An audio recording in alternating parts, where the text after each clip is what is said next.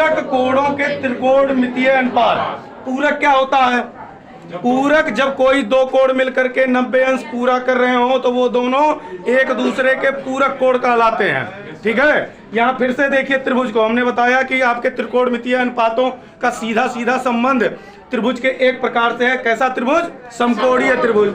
तो समकोणीय त्रिभुज में यहाँ देखिए आपको एक चित्र बना दिया गया है ABC, जिसमें कोण B बराबर क्या है? 90 अंश। तो कोण A और C कितना है? दोनों मिलकर के एक दूसरे के पूरक यानी 90 अंश है। क्यों? क्योंकि किसी भी त्रिभुज के तीनों कोणों का योगफल 180 अंश होता है। 180 अंश से आधा लेके ये अकेले बैठ गए, बचे हुए आधा 90 अंश में से कुछ ये होगा कुछ ये होगा। But we better know that both of them is equal to 90 degree. हमें ये पता है कि ये दोनों मिलकर के क्या है? पूरक हैं। दोनों मिलकर के पूरक है यानी 90 अंश है। ये हमने लिखा है। अब इसको एक दूसरे स्वरूप में लिखेंगे। थीटा की जगह इसमें से एक कोण ले लेंगे तो साइन ए बराबर क्या होता है? साइन की वैल्यू क्या होती है? यहाँ देखिए एक चीज बहुत स्पष्ट है। एक्चुअली ये जो sine cos tan sec cosec cot आप पढ़ते हैं ये क्या है? अनुपात है। किसका अनुपात है? दिए गए समकोण त्रिभुज की तीनों भुजाओं में से किन्हीं दो भुजाओं का अनुपात है।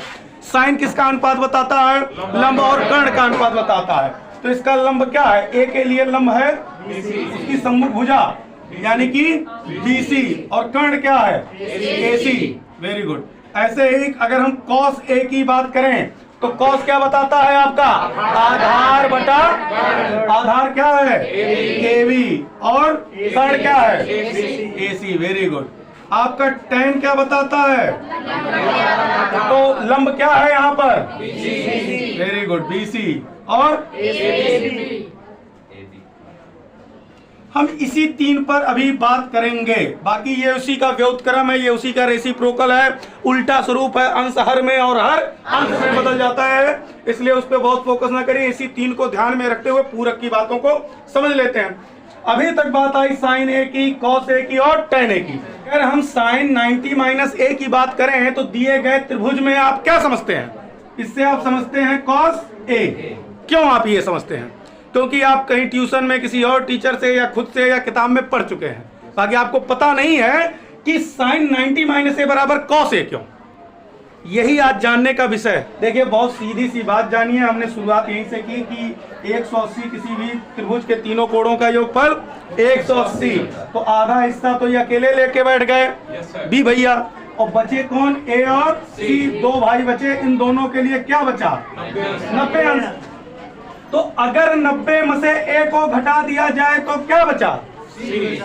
इस 90 की बात होती है, इसको हटाने की बात नहीं होती। ये तो अपना हिस्सा लेके बैठ ही चुके हैं। इनके हिस्सा लेने के बाद बाकी दोनों कोणों के लिए क्या बचा? 90 डिग्री।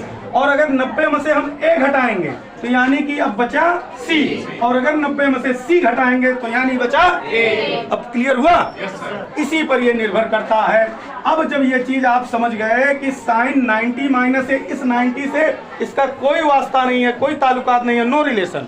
ठीक, मतलब इससे है कि बाकी दोनों कोणों के लिए 90 बचा। आप सबको समझ में आया? तो 90 में से जिस कोण को हम घटाएंगे, कुछ भी उसकी वैल्यू हो x y z, इसको घटाने के बाद दूसरा बचा, यानी ये क्या बन गया? साइन सी। इस चीज को पढ़ाने के शुरुआत में हमने आपको एक चीज कहा था कि हमेशा लंब मत रटिएगा। क्या ध्यान रखिएगा? जिस कोण की बात हो रही हो उसकी सम्मुख भुजा लंब कहलाएगी। तो सी की सम्मुख भुजा कौन है? A B. और ए बी बटा क्या होगा? कर्ण AC। समझ में आया? Yes sir. अब देखिए कि ए बी बटा AC किसकी वैल्यू है? दिख रहा है ये? Yes sir. कॉस ए की वैल्यू है, इसीलिए ये क्या कहलाता है? Cos A. ये यहाँ आएगा साइन 90 माइनस ए। यही आपका क्या बन जाता है? सूत्र। और कम से कम चर्चा कर लें किसका? कॉस का। अब देखिए ठीक ऐसे ही कॉस 90 माइनस ए। कॉस 90 माइनस ए का मतलब क्या हुआ? फिर 90 में से ए घटा, यानी कि कॉस सी की बात हो रही है। और cos C is equal to क्या होता है? आधार बटा कर्ण। तो यहाँ सी की निगाह से देखिए तो ये आधार है, यानी कि BC बटा AC। और BC बटा AC किसकी वैल्यू है? साइन A की। तो इस प्रकार से आपका ये क्या हो गया? साइन A, यानी कि cos 90 minus A is equal to sine A।